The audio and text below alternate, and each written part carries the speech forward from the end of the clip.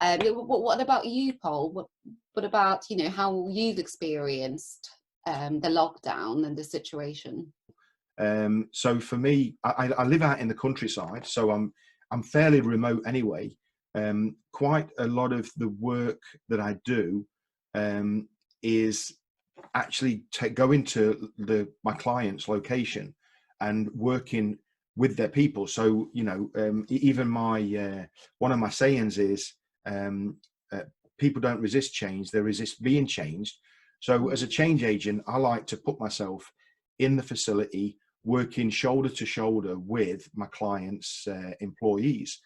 So almost everything that I do has been now like a big full stop. So I can't do a lot of the things that the very core of my business is based around working with people. And now because of this, I can't work with them. So I've had to pull back and, like everybody else, be isolated. But my home is already very isolated. So when I'm not working, I am almost by definition isolated, being out in the country. But one interesting point that when you was talking right at the beginning, you was talking about the triangle and how people get stuck on the bottom two rungs, Mm. and it's almost like the proof of the pudding is in two different ways of looking at change, how people have to handle change.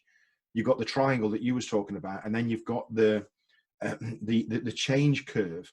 So Oh, yeah. I posted, excuse me, I posted on LinkedIn yesterday. Um, I just did a PowerPoint show of the Yes, change I've curve. seen it. Yeah, Mm. and how people have to go through the shock and denial of any change that's imposed on them, or any. It's more so when it's imposed on them. So I always say that I would rather be in control of change.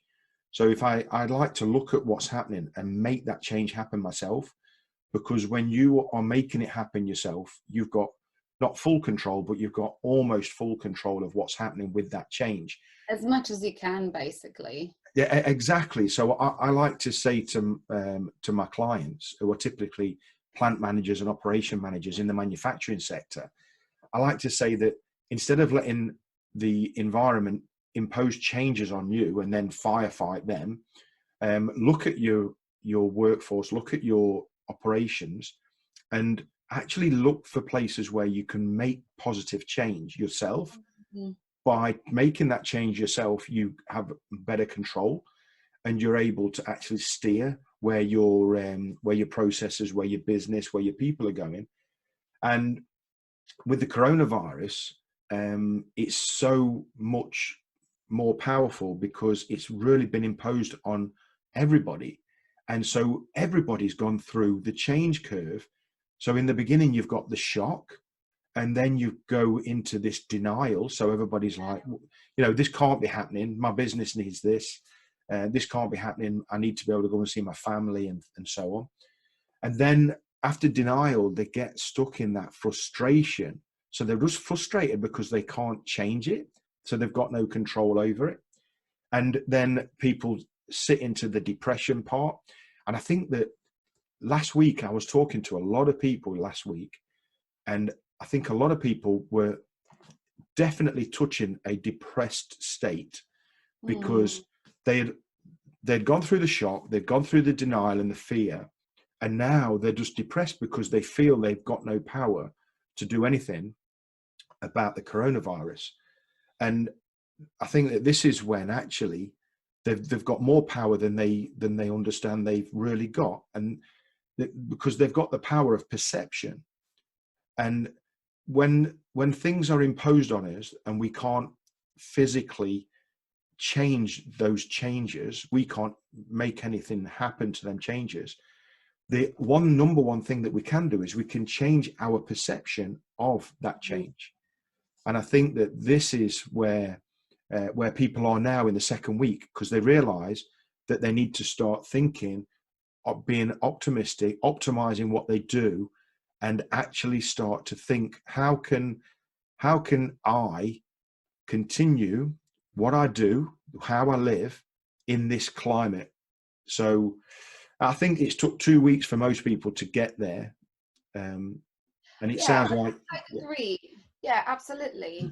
And then it applies really to both individuals and businesses, because it is a test for how well prepared you've been, how well you've been managing change in your company, in your team, and whether you can embrace it. And obviously, the more you have done so far, I think the better tools you've got, and your mindset is in a better place as well for this unexpected, let's be honest, and global change that is going to affect us to a certain degree permanently. But who says that it's going to be a negative only impact? There will be a lot of negative impact, but still there are ways to turn it into a positive. We are learning.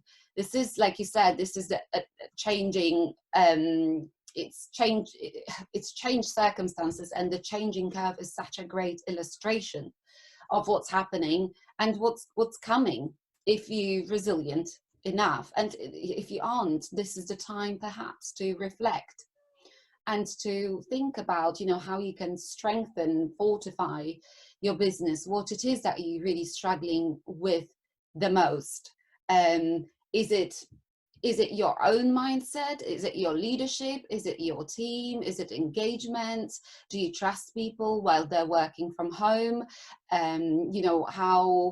What the productivity level is right now. I'm sure every business owner and every manager has plenty of observations. It's just about turning them into a lesson now, and actioning those observations and introducing more change.